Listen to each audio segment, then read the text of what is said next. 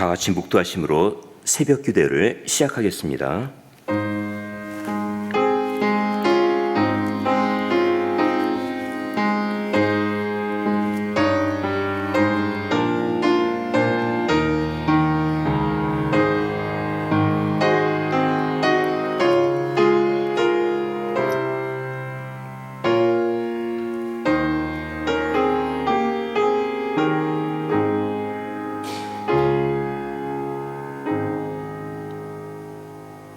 찬송을 받으실 여호와여, 주의 율례를 내게 가르치소서. 주의 입의 모든 규례를 나의 입술로 선포하였으며 내가 모든 재물을 즐거워함같이 주의 증거를 도를 즐거워하였나이다. 내가 주의 법들을 묵상하며 주의 도에 주의하며 주의 율례를 즐거워하며 주의 말씀을 잊지 아니하리이다. 아멘. 하나님께서 저희들을 사랑하셔서 날마다 주의 보좌 앞으로 인도해 주시니 감사를 드립니다. 베푸시는 은혜와 사랑을 깊이 생각하며 주님 안에서 위로와 평안을 얻게 하옵소서. 저희들을 권능의 팔로 지켜주시고 자비하신 손길로 붙들어 주시는 하나님을 찬양하며 경배합니다. 오늘도 말씀을 통해 하늘의 소망을 바라보며 말씀을 통해 새로운 힘을 공급받아 믿음과 감사하는 마음으로 하루를 출발합니다. 주님의 이름으로 간구하는 저희들의 소원을 기억하시고 응답하옵소서. 예수님의 이름으로 기도하옵나이다. 아멘. 다 함께 찬송가 356장, 새 찬송가 216장 부르시겠습니다.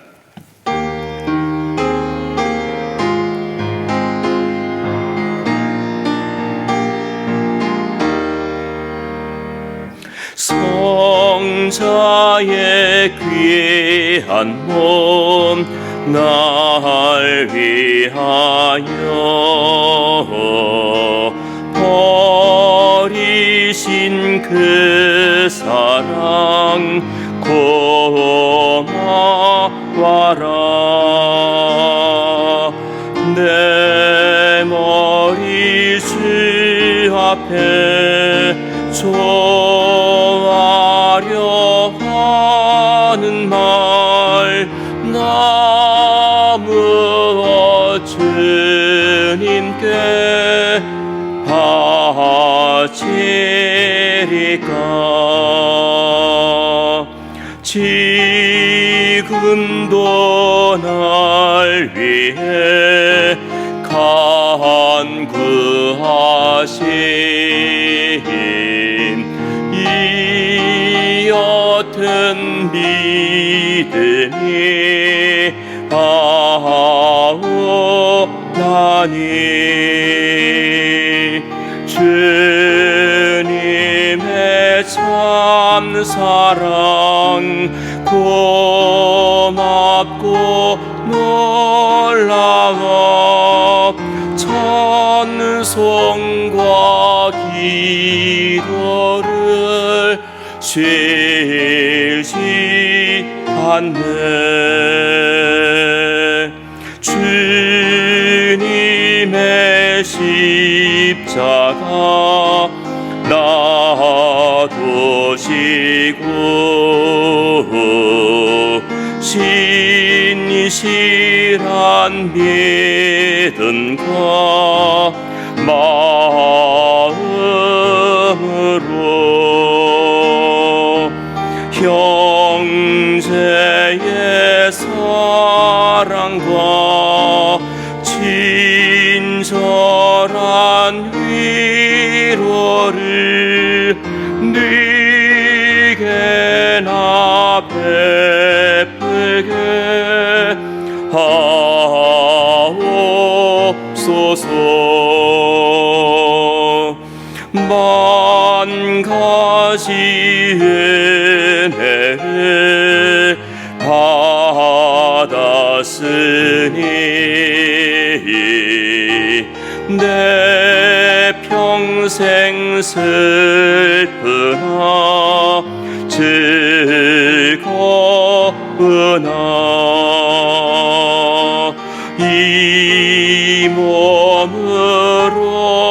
온전히 주님께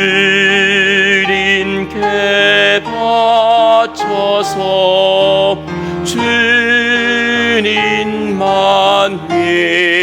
위하여 늘 살겠네. 아멘.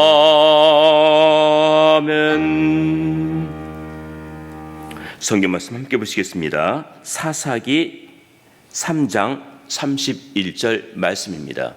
구약 성경으로 365면 사사기 3장 31절 말씀, 우리 한 목소리로 함께 봉독하시겠습니다. 에우세 후에 아낫의 아들 삼갈이 사사로 있어 소몬은 막대기로 블레셋 사람 600명을 죽였고 그도 이스라엘을 구원하였더라. 아멘. 평강을 기원하는 마음으로 주위 분들과 샬롬으로 인사 나누시기 바랍니다. 샬롬. 로마서 16장에 보면은 바울이 로마서를 마치면서 그동안 함께 섬겼던 사람들의 얼굴을 떠올리며 한 사람 한 사람씩을 써 내려가고 있습니다. 모두 37명이 나오는데 낯익은 이름이 나오기도 하지만은 알지 못했던 생소한 이름이 나오기도 합니다. 바울이 이들을 간략하게 소개하고 있습니다. 나의 사랑하는 에베네도, 너희를 위해 수고 많이 한 마리아, 주 안에서 내 사랑하는 암블리아, 우리의 동역자 우르바노, 나의 사랑하는 수다그, 이렇게 한 줄로 간략하게 소개하고 있습니다. 비록 한 줄이지만은 이들은 주의 복음을 위해서 바울을 옆에서 도왔고 바울도 이들의 수고를 기억하며 안부를 전하고 있습니다. 오늘 본문도 한 절입니다. 짧은 만큼 삼갈에 대해서도 간략하게 소개하고 있습니다. 본문 31절입니다. 다시 한번 읽겠습니다. 에우세 후에 아낫의 아들 삼갈이 사사로 있어 소몬은 막대기로 블레셋 사람 600명을 죽였고 그도 이스라엘을 구원하였더라. 그가 블레셋 군대와 싸울 때 소몬은 막대기를 사용한 것을 보면은 직업은 농부였던 것 같습니다. 사사기 3장 마지막 부분에 삼갈이 사사로 소개되면서 그에 대한 기사가 짧게 나오고 있는데 본문에서 우리에게 주는 교훈이 무엇인지 함께 나누어 보도록 하겠습니다. 첫 번째는 근실한 삼갈입니다. 사사는 성경에 기록된 대로 이스라엘을 구원하기 위해 하나님이 부르신 사사입니다. 그때 제사장도 있었고 율법사도 있었을 텐데 농부인 삼갈을 부르셨습니다. 농부와 사사, 지도자로서 어울리지 않는 것 같습니다. 그런데 하나님이 부르셨습니다. 잠언 22장 29절입니다. 화면에 나옵니다. 우리 함께 읽겠습니다. 내가 자기 사업에 근실한 사람을 보았느냐? 이러한 사람은 왕 앞에 설 것이요 천한 자 앞에 서지 아니하리라. 세상의 왕도 나라의 일을 시킬 때에는 근실한 사람을 찾는다고 하였습니다. 하나님께서도 일을 맡기시려고 근실한 사람을 찾으셨을 텐데 여기에 선택된 자가 바로 삼갈이었습니다. 삼갈은 아낫의 아들입니다. 아낫은 이방신의 이름으로 아버지가 이방신을 섬긴 것으로 보입니다. 그런데 삼갈은 아버지가 섬기는 신을 따르지 않고 하나님을 섬기고 있었습니다. 그가 어떻게 하나님을 만났고 어떻게 신앙생활했는지는 모르겠지만은 그 전에 농사일을 성실히 했나 봅니다. 막대기를 가지고 솥대를 몰기도 했고 부지런히 농사를 지은 것 같습니다. 그러다 하나님께서 부르셨는데도 사용하던 막대기가 손에 익숙했던지 내려놓지 않고 그대로 가지고 있었습니다. 그러면 이 기구를 전쟁할 때 무기로 사용할 수 있었겠습니까? 막대기는 소를 몰고 농사 짓는 데 쓰는 것이지 무기용은 아닙니다. 하지만 그 막대기로 블레셋 사람 600명을 죽이고 이스라엘을 구원하였습니다. 블레셋과 이스라엘, 무장한 군대와 소모는 막대기를 가진 농부, 비교할 수 없는 싸움이었지만은 결과는 그들이 무시했던 농부가 이겼습니다. 하나님이 그에게 사명도 주셨고 감당할 능력도 주셨습니다. 누구든지 하나님이 부르시고 세우시면 승리합니다. 근실한 삼가를 부르신 하나님께서 전쟁할 때에도 함께 하셔서 이스라엘을 구원하셨습니다. 두 번째는 옮겨진 소유권입니다. 당시 블레셋은 철병거가 있었습니다. 반면에 이스라엘은 철공소도 없어서 무기를 만들 생각도 하지 못했고 모든 면에서 상대가 되질 않았습니다. 그런데 이들이 물리친 사람이 다름 아닌 평범한 농부였습니다.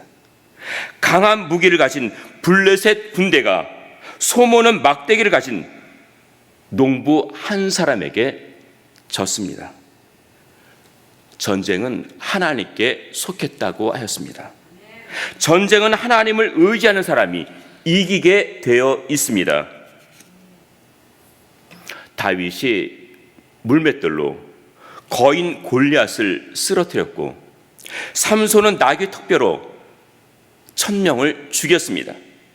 아무리 적군이 약하다고 해도 짐승의 턱뼈를 가지고 싸울 수 있겠습니까? 하나님을 의지하는 믿음이 없으면 할 수 없는 일입니다. 나를 보면 아무것도 할 수가 없습니다. 비교가 돼서 초라해질 뿐입니다. 하지만 나의 이러한 약함 때문에 하나님을 더 의지하게 되고 하나님을 더 붙들게 됩니다. 하나님께서 모세를 부르신 후에 하신 말씀입니다.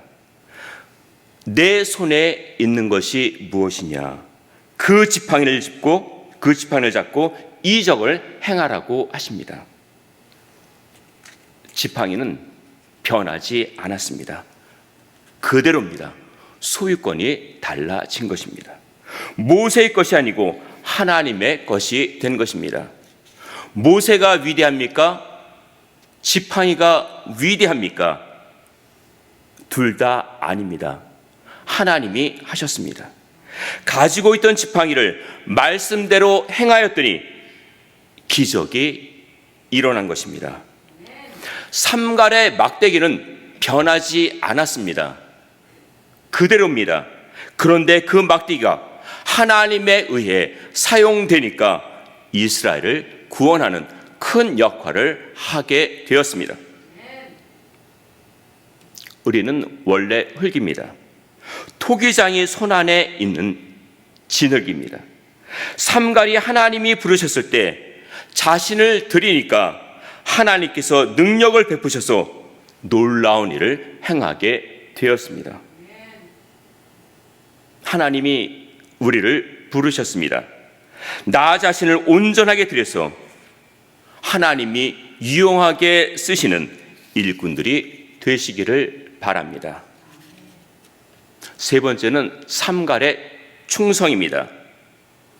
우리는 믿음의 사람들에 대해서는 그래도 알고 있는데 이상하게 예수님의 12제자에 대해서는 잘 모릅니다.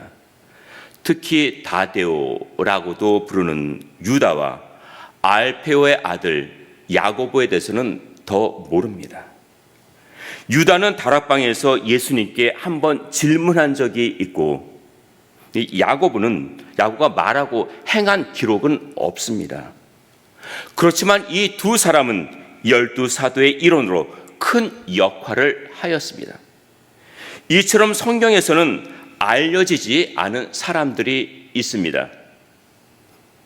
예수님께서 예루살렘으로 가실 때 어린 나귀를 제공한 사람이 누구인지, 최후의 만찬을 위해서 다락방을 제공한 사람이 누구인지, 동방박사의 이름이 누구인지, 빈들에서 먹을 것을 찾는 예수님께 자기의 먹을 것을 예수님께 내어놓은 어린 아이의 이름이 누구인지 우리는 알지 못합니다.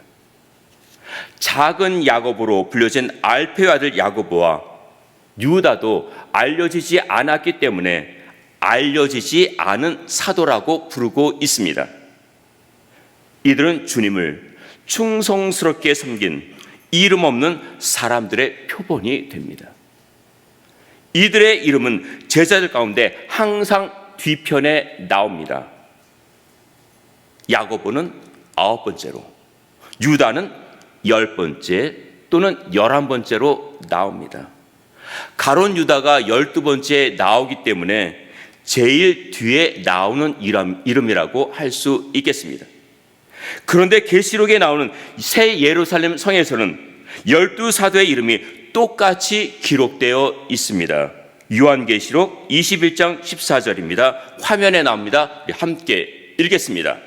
그 성의 성곽은 12기초석이 있고 그 위에 어린 양의 12사도의 12 이름이 있더라. 베드로의 이름이라고 해서 2번 기록되지 않았습니다. 모두 똑같은 글씨로 한 번씩 새겨져 있습니다. 오늘 본문에 나오는 삼갈에 대해서도 자세한 언급이 없습니다. 그가 통치했다라는 기록도 없습니다. 600명을 죽이고 그도 이스라엘을 구원하였다라고만 기록되어 있습니다. 그는 평범하게 농사짓는 사람이었지만은 하나님께서 사사로 세우셨습니다. 그가 만일 선봉에서 싸우지 않았다면 이스라엘은 블레셋의 침략에 많은 희생을 당했을 것입니다. 하나님께서 이 시대에 우리를 주님의 일꾼으로 부르셨습니다. 우리도 평범한 사람들이지만은 믿음의 사람으로, 충성된 사람으로 섬기며 살도록 부르셨습니다. 우리들도 맡은 일을 근실히 행하여 하나님의 마음에 합한 일꾼으로 사시기를 주님의 이름으로 축원드립니다. 합심해서 우리 기도하시겠습니다. 사사 삼갈은 우리들에게 알려지지 않은 인물이었지만 하나님께서 부르셨을 때 근실하게 하나님의 능력과 도우심으로 이스라엘 구원하는 큰 역할을 하였습니다. 우리들도 믿음의 근실한 사람으로 주님의 일을 감당하도록 내가 가진 모든 소유권을 하나님께 맡겨서 하나님이 사용하시도록 믿음과 주님의 은혜로 충성하며 하나님을 섬기도록 다 함께 한 마음으로 기도하시겠습니다.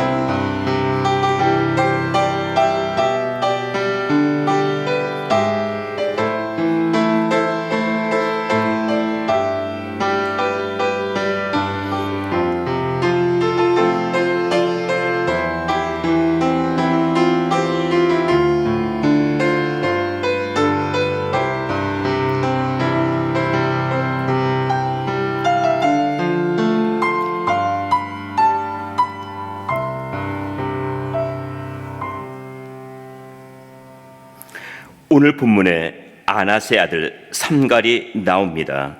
한 절만 기록되어 있어서 알려지지 않은 인물이었지만 하나님께서 선택하셔서 사사로 부르셨습니다.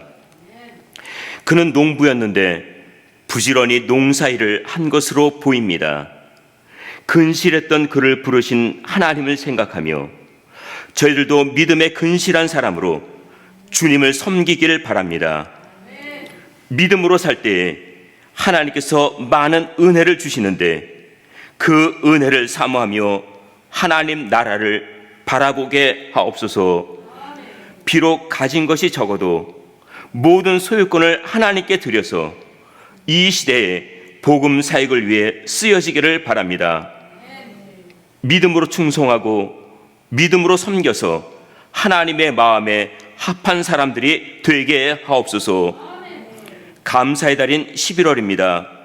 저희들을 지켜주시고 인도하시는 하나님의 사랑에 감사드리며 올해도 성령과 믿음의 열매를 풍성하게 맺기를 바랍니다. 저희 교회가 말씀으로 견고히 서가며 주님 안에서 하나 되어 풍성한 은혜를 나누기를 바랍니다. 출타 중이신 담임 목사님의 가정을 지켜주시고 평안케 하옵소서. 하나님 앞에 간구하는 저희들의 기도를 들어주시고 응답하옵소서. 예수님의 이름으로 기도하옵나이다. 아멘. 하늘에 계신 우리 아버지여, 이름이 거룩히 여김을 받으시오며 나라의 임하옵시며 뜻이 하늘에서 이룬 것 같이 땅에서도 이루어지이다. 오늘날 우리에게 일용할 양식을 주옵시고 우리가 우리에게 죄 지은 자를 사하여 준 것 같이 우리 죄를 사하여 주옵시고 우리를 시험에 들게 하지 마옵시고 다만 악에서 구하옵소서. 대개 나라와 권세와 영광이 아버지께 영원히 있사옵나이다. 아멘.